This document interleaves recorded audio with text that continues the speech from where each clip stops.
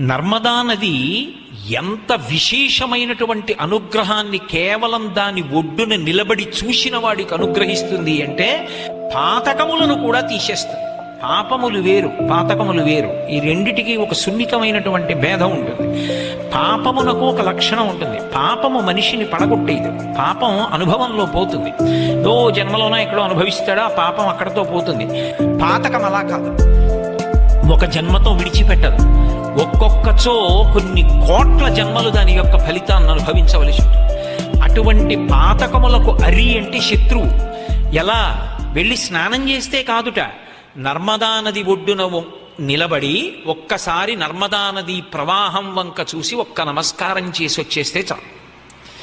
ఇంత తేలికగా ఇంత గొప్ప అనుభవాన్ని ఇవ్వగలిగినది ఎవరు అంటే ఒక్క నర్మదా నది సృష్టిలో.